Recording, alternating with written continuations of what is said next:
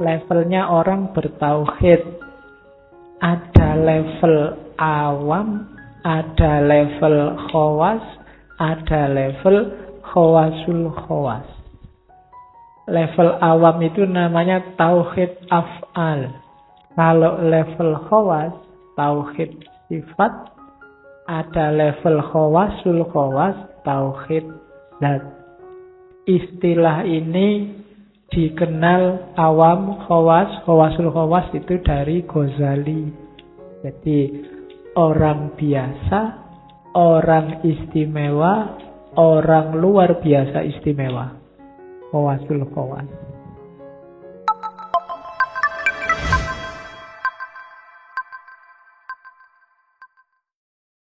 Sebelum masuk ke dunia tasawuf, ada tahapan mengenali diri. Ini nanti di Kanzul Ma'rifah. Itu yang saya bilang tadi, masih ada bau-bau wujudiyah. Syekh Muhammad Arsyad termasuk bisa menerima teori Nur Muhammad.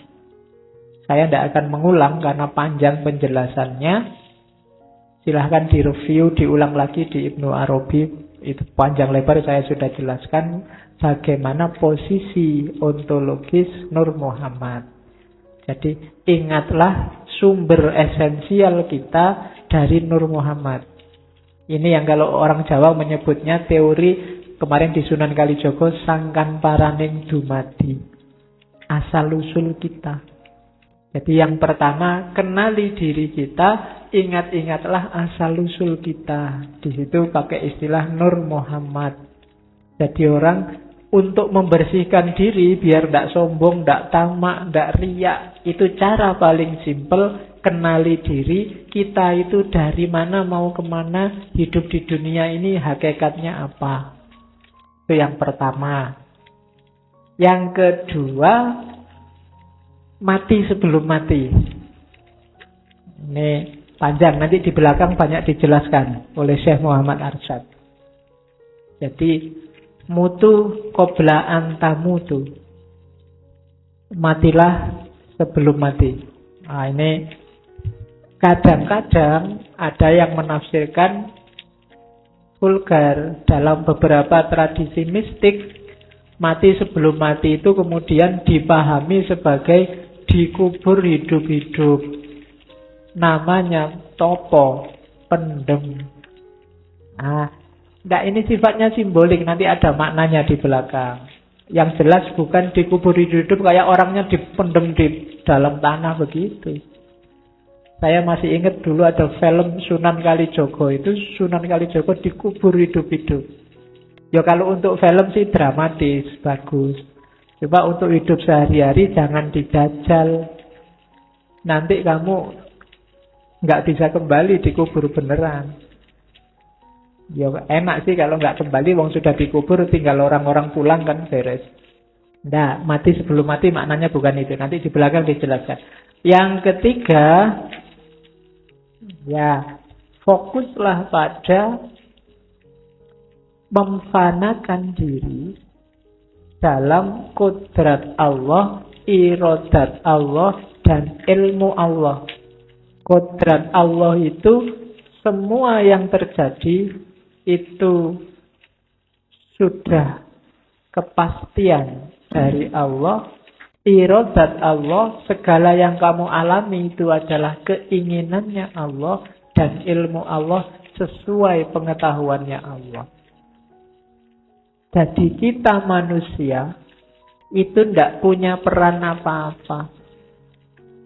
Itu namanya memfanakan diri. Kalau aku pinter, itu sudah kodratnya Allah, sesuai keinginannya Allah. Kalau aku sumpek juga sudah kodrat Allah, sesuai keinginan dan ilmunya Allah. Apapun yang terjadi padaku, sudah kehendaknya Allah. Kalau kita bisa nyampe level ini, kita akan lebih cepat masuk ke makom fana. Kita itu tidak ada artinya apa-apa, tidak pantas sombong.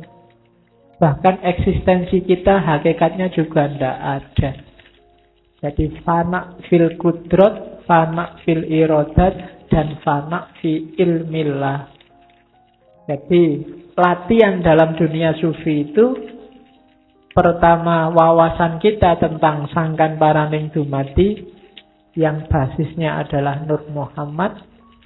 Kemudian melatih jiwa untuk bisa mati sebelum mati beneran.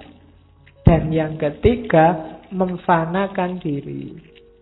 Mengekang hawa nafsu. Mengekang segala hasrat, keinginan, dan qanaah bahwa segala yang terjadi itu skenarionya Allah. Orang yang nyampe level ini ndak akan marah, ndak akan kecewa, ndak akan sumpek, galau, stres. Kalau kita masih bisa sumpek, galau, stres, komplain, mengeluh, kita pasti kita belum nyampe di sini. Dan kelihatannya kita semua juga belum nyampe. Ya. Jadi kita usahakan tapi ya. Meskipun hari ini saya bilang tadi kita hidup di sekeliling orang-orang yang tiap hari marah, tiap hari komplain, tiap hari mengeluh, tiap hari tidak terima sama yang terjadi. Oke. Jadi kodrat, irodat, dan ilmu Allah. Terus dasar selanjutnya. Terus, di dunia tasawuf, katanya Syekh Muhammad Arsyad, jangan lupa pagernya. Biar tidak salah jalan. Markanya, namanya apa? Tauhid. Tauhid itu kita sering mengartikannya dalam bahasa Indonesia, mengesahkan Allah. Mohon jangan keliru mengartikan esa ya. Banyak orang salah. Mengesahkan itu mungkin apa? Kalau itu dari bahasa etat. Esa beda dengan eka. Kalau eka satu. Eka itu satu. Kalau esa itu semacam tunggal. Esa itu orientasinya ke keberadaan. Jadi bukan urusan jumlah. Kalau urusan jumlah 1, 2, 3 itu eka. Maka ketuhanan yang Maha Esa itu kalau diartikan letterlek itu percaya pada adanya Tuhan. Bukan satu. Kalau satu itu eka. Maka tidak ada hubungannya dengan apakah itu Trinitas terus Tuhannya 3 berarti bukan Pancasila. Awas keliru. Jadi Esa itu semacam tunggal. Atau kalau disimbolkan pakai komputer ya 1 sama 0. Esa itu 1, lawannya 0. Lawannya apa? Tidak percaya Tuhan. Jadi tidak ada hubungannya sama jumlah. Bukan kok ketuhanan yang Maha Esa itu berarti yang Tuhannya 1, yang Tuhannya banyak itu bukan ketuhanan yang Maha Esa. Tidak berkonotasi ke situ. Kecuali pakai kata-kata eka. Kalau eka 1 memang. Ketuhanan yang Maha Eka. Ayo kita ganti gitu nggak apa-apa. Maha 1. Tapi enggak. Makanya pakai istilah Esa. Oke. Jadi yang Trinitas seandainya punya Tuhan 3 sekalipun tidak masalah. Tetap dia percaya adanya Tuhan. Jadi orang Indonesia wajib bertuhan. Ya mungkin boleh kamu diskusikan. Kalau mempertuhankan harta gimana Pak? Mempertuhankan jabatan gimana Pak? Tidak apa-apa itu. Berarti tergolong Pancasilais. Oke. Ya bisa kamu gali. Kenapa istilahnya kok bukan Tuhan yang Maha Esa tapi ketuhanan? Kalau ketuhanan itu cuma diambil sifatnya loh. Bukan sosoknya. Nah itu diskusinya panjang lagi. Nanti lama-lama kamu kayak Habib Rizik, ganti aja Pancasila. Benda Indonesia. Oke, terus. Jadi pagernya tasawuf, pagernya suluk kita adalah tauhid. Tauhid itu ya rumusnya simple. La ilaha illallah. Cuma itu. Dikatakan gampang, tapi dipraktekkan tidak simple. Jadi dalam hidup kita orang bertauhid itu prinsipnya cuma la ilaha illallah. Segalanya nggak ada artinya, nggak ada nilainya, nggak penting. Satu-satunya yang penting hanya Allah. Tidak boleh ada yang kita posisikan di level Allah. Kalau kita posisikan di sana, kalau dalam agama menyebutnya musyrik. Jadi pedomannya cuma ini. Ajaran apapun, ideologi apapun, kalau kamu posisikan sebagai pasti mutlak bahkan mengalahkan Allah atau posisinya setara dengan Allah, itu namanya syirik. Tidak boleh. Termasuk nanti kalau dalam sufi, jangan sampai mungkin kamu punya guru, guru itu mengantarkanmu pada Allah. Levelnya tidak sama dengan Allah. Ajaran juga begitu, harus membantu kita semakin dekat pada Allah. Ilmu juga begitu, harus membantu kita semakin dekat sama Allah. Makanya sering saya bilang, suksesnya ngaji ini parameternya simple. Dengan ngaji ini kamu merasa makin dekat sama Allah apa enggak? Kalau enggak, Pak, gara-gara ngaji filsafat itu sekarang saya semakin tidak percaya sama Allah. Ngaji ini gagal. Wong tujuannya enggak itu sebenarnya. Segala yang bikin kamu menyimpulkan begitu, berarti dia nabrak prinsip ini. Coba kamu evaluasi lagi. Segala yang bikin kamu lebih santai melanggar keinginannya Allah, berarti semakin menjauhkanmu dari Allah. Semakin keluar dari koridor yang namanya tauhid. Jadi pagernya ini. Di tauhid saya sering bilang levelnya cuma 2. Kholik sama makhluk. Kholiknya cuma satu Allah. Berarti selain itu semuanya makhluk. Tidak boleh ada yang diposisikan di level kholik. Apapun itu. Apakah itu tokoh, apakah itu ajaran, aliran, garis. Sekarang garis itu kan masuk istilah baru. Selevel dengan mazhab, selevel dengan ideologi, selevel dengan itu. Ada Islam garis keras, ada Islam garis bengkok, ada Islam garis ya. Jadi sekarang ada istilah baru. Garis. Saya tidak tahu ngaji filsafat ini garisnya apa. Ya. Kamu bikin garis sendiri ya. Garis kotak-kotak apa garis bulat-bulat. Ingat-ingat, apapun yang dilakukan, pagernya hanya tauhid. Jangan lupa, segala sesuatu levelnya nggak boleh ada di Allah, tapi harus bisa mengantarkanmu selangkah lebih dekat dengan Allah. Dengan ngaji saya merasa lebih dekat dengan Allah. Dengan kuliah saya merasa lebih dekat dengan Allah.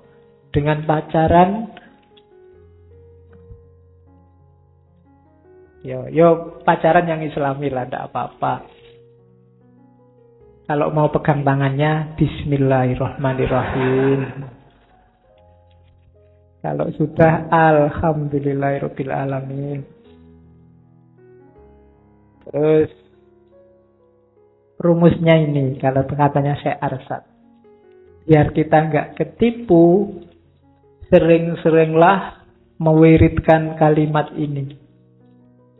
La qadirun wala muridun wala alimun wala hayyun wala sami'un wala basirun wala mutakallimun illallah. Tidak ada yang kuasa, tidak ada yang menghendaki, tidak ada yang maha tahu, tidak ada bahkan yang hidup, yang mendengar, yang melihat, yang bicara. Semuanya hanya Allah. mengalami apapun, kamu sedang sumpek, la qadirun, wala muridun, wala alimun, wala hayyun, wala sami'un, wala basirun, wala mutakallimun, illallah. Barcelona kalah, la qadirun, wala muridun, wala alimun. Kan gitu. Apapun yang kamu temui gitu. IP-mu jeblok, kabeh bijine, la qadirun, wala muridun, wala alimun, dan seterusnya.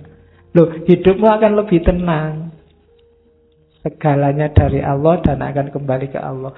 Tidak ada yang maha kuasa selain Allah. Tidak ada yang bisa mewujudkan keinginan selain keinginannya Allah. Tidak ada yang tahu, maha tahu selain Allah. Bahkan kehidupan ini miliknya Allah. Pendengaran ini miliknya Allah. Penglihatan dan kata-kata ini semua miliknya Allah. Illallah. Hidupmu tenteram. Ditolak pacarmu, la qadirun, wala muridun. Itu haknya Allah. Manusia bisa berencana, ya Tuhan yang menentukan, kan gitu, lebih nyaman. Ya sekarang banyak dipelesetkan, manusia berencana, saldo juga yang menentukan. Duit piro. Terus, jadi ini semacam mantranya. Ingat-ingatlah kalimat ini, syukur-syukur kamu hafal. Untuk lebih hidupmu tenang, tidak gampang panik, tidak gampang galau, sering-sering diucapkan.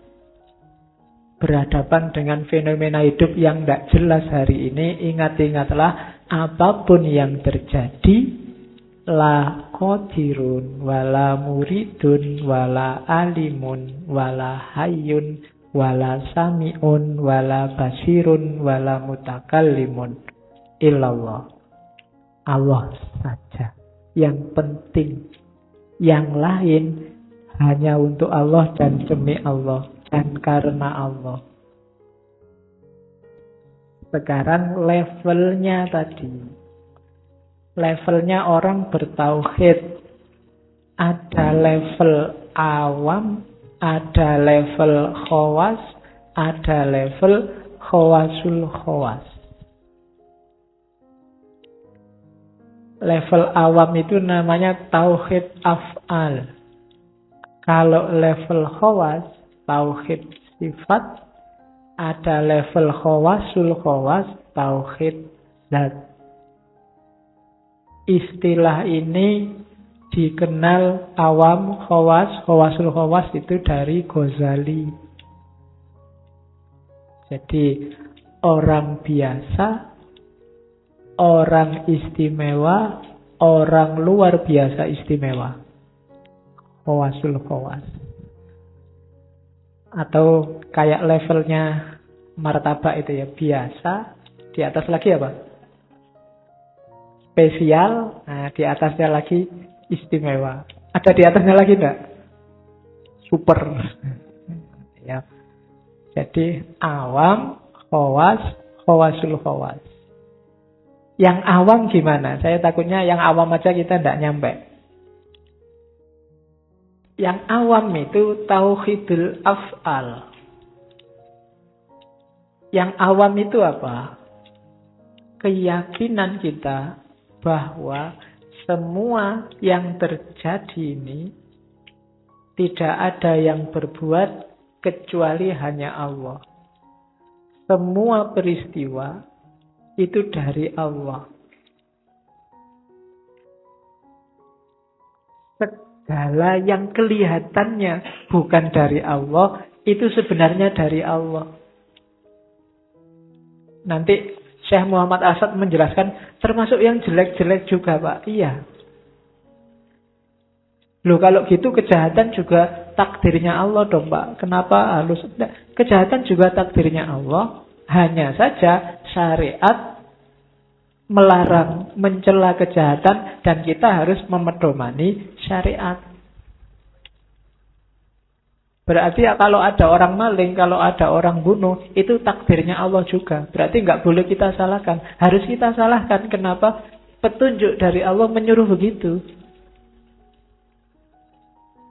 Kalau ada maling kok bilang, loh ini kan saya maling ditakdirkan oleh Allah. Loh Allah juga nyuruh kalau ada maling harus dihukum. Allah sendiri yang nyuruh.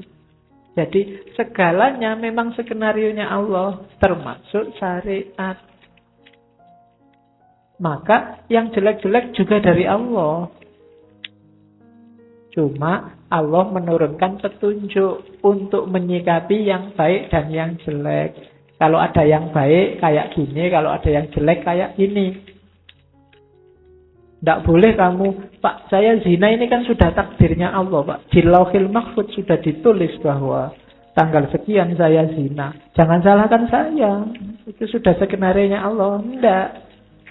Kamu zina memang skenarionya Allah. Tapi kamu saya hukum itu juga perintahnya Allah. Kalau ada orang zina harus dihukum. Saya juga tidak mau nyalahi perintahnya Allah. Level ini namanya tauhidul af'al. Tidak harus dijawab, lu yang baik-baik dari Allah, yang jelek ya dari manusia sendiri. Tidak, dari Allah juga. Makanya kalau kamu, kan sering orang kalau habis pidato, apa yang saya ucapkan ini, kalau ada yang baik dari Allah, kalau ada yang keliru dari saya sendiri. Tidak bisa, sejago apa kamu bisa menciptakan perbuatan meskipun yang keliru. Yang salah juga pasti seizin Allah. Kalau Allah nggak mengizinkan, tidak ada yang salah. Jadi, level ini namanya tauhidul af'al. Melihat apapun, itu hasil karyanya Allah.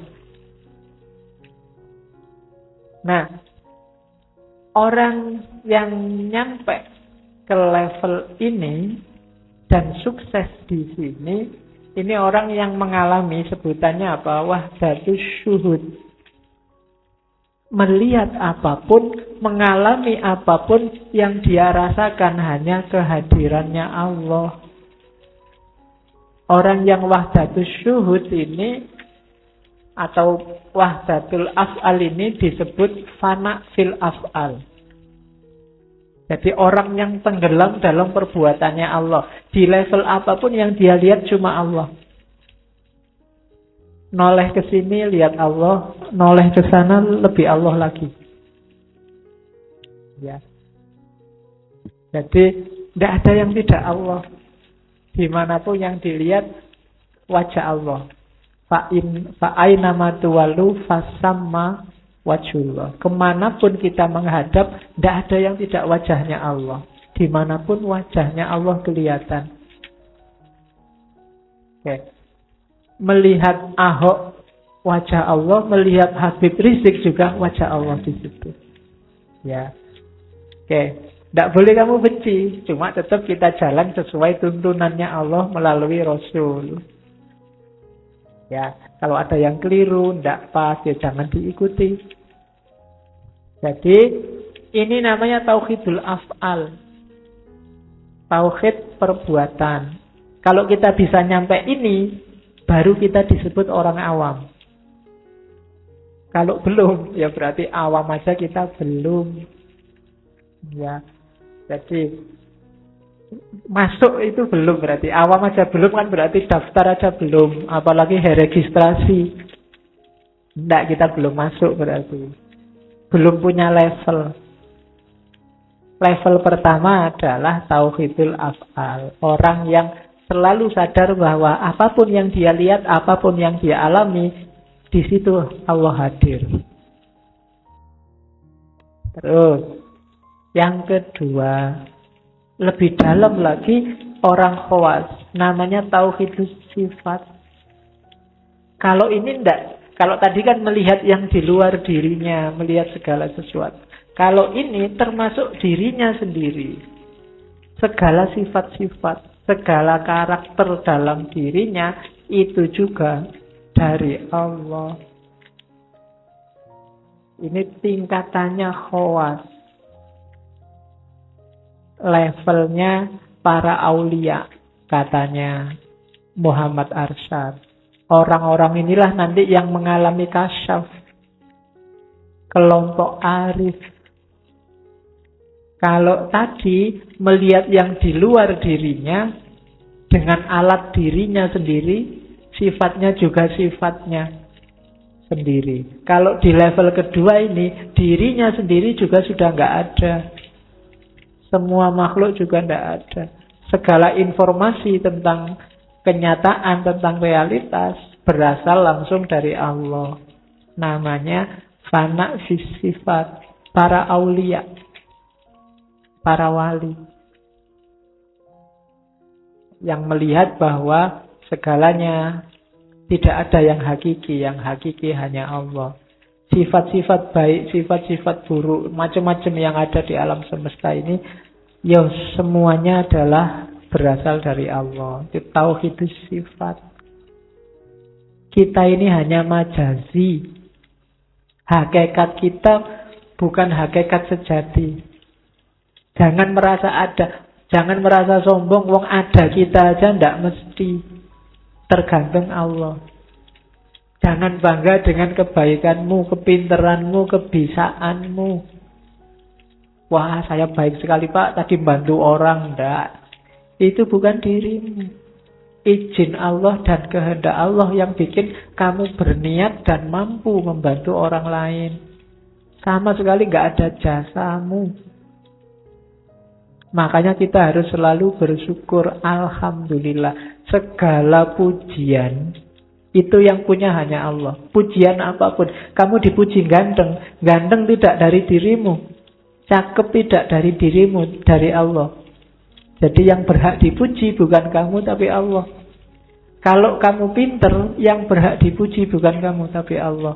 Kalau kamu, apapun yang kamu alami, yang berhak mendapat pujian hanya Allah, maka alhamdulillah. Terus-teruslah membaca alhamdulillah. Karena betapa pemurahnya Allah atas segala yang kita miliki hari ini. Level kedua para wali, namanya tauhidus sifat. Level ketiga, ini level para nabi. Katanya Syekh Arsad, yang bisa nyampe ke sini hanya para nabi. Ini nanti yang punya konotasi fana fizzat, agak berbau wahdatul wujud.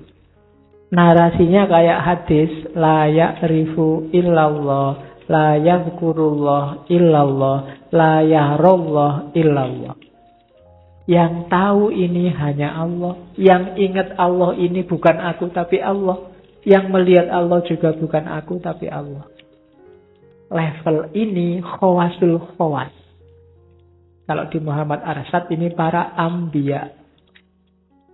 Yang boleh ditafsirkan orang-orang yang langsung dikontrol oleh Allah. Para nabi kan begitu.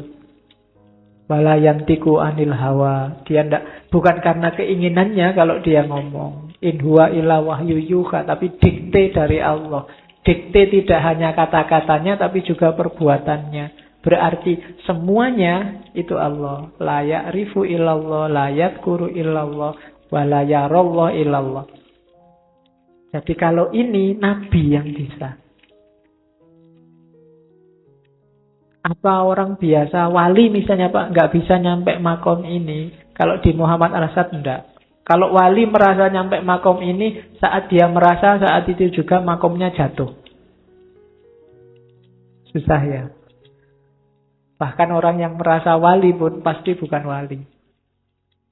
Kalau ada yang mewalikan dirimu, Mas, sampai ini tak pikir-pikir kok wali ya, mesti enggak. Ya tanyalah yang bilang gitu, sampean wali apa enggak? Enggak, ya pasti enggak. Karena la ya'riful wali illal wali. Jadi, dan saya lupa baca di mana, di antara cirinya wali adalah binatang-binatang buas enggak akan mau menyakitinya. Jadi kalau ada orang wali, tangkaplah, masukkan ke kandangnya macan. Kalau nggak dimakan oleh macannya berarti wali beneran. Kalau dimakan oleh macannya, kamu masuk penjara. Ya, jadi nggak boleh ada orang merasa wali. Kamu nganggap orang lain wali tidak apa-apa. Dalam rangka biar kamu sendiri tidak sombong. Ada orang nyapu-nyapu pinggir jalan. Mau kamu lecehkan, kamu, ini nyapu, orang nyapu ini makomnya rendah. Aku yang mahasiswa, aku yang dosen lebih tinggi. Biar nggak begitu, walikan dia. Jangan-jangan dia wali. Jangan-jangan Allah cinta padanya dan Allah sebel padaku. Nah, biar kamu tidak sombong. Ada temanmu kok bodoh. Jangan-jangan temanku yang bodoh ini lebih disukai oleh Allah daripada aku yang pinter. Karena dalam kebodohannya dia pasrah, nerima, ridho. Sementara dengan kepinteranku, aku banyak menyusahkan orang lain. Itu Abdul Qadir Jailani yang ngasih rumus kayak gitu. Kalau ketemu orang lebih tua, anggaplah yang lebih tua itu amalnya lebih banyak. Sementara kita yang masih muda, lebih sedikit amalnya. Kalau ketemu yang lebih muda, anggaplah yang lebih muda itu dosanya lebih sedikit. Sementara kita yang tua, dosanya lebih banyak. Kalau ketemu orang pinter, pastikan bahwa kita lebih rendah dari dia, karena dengan kepinterannya, pasti amalnya bikin dia lebih diridhoi oleh Allah, karena dia pinter. Kalau ketemu orang bodoh, ingatlah bahwa mungkin dia melakukan dosa, kesalahan, tapi karena dia bodoh, dia tidak tahu. Jadi dimaafkan oleh Allah, wong orang tidak tahu. Sementara kita banyak melakukan kesalahan, wong padahal kita pinter, ngerti kalau itu salah. Jadi di hadapan orang bodoh pun jangan merasa sombong. Orang bodoh itu kalau salah, dia bisa dimaafkan, wong dia nggak tahu memang bodoh. Sementara yang kita ilmunya banyak, kadang-kadang dosanya lebih banyak.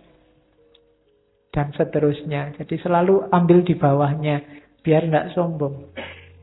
Sombong itu tidak ada untungnya sedikit pun. Dalam ilmu pun kalau kita sombong, alamat kita selesai. Sombong dalam ilmu itu kan merasa yang paling benar.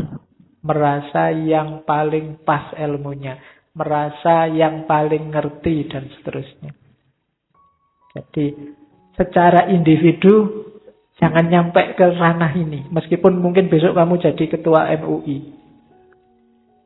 Ya, secara individu ya. Mungkin secara kelembagaan dibutuhkan kepastian-kepastian. Tapi mentalitasmu secara individu harus yang aku ngerti ini masih belum. Karena siapa tahu besok ada yang lebih benar. Cuma sampai hari ini menurutku yang paling benar ini.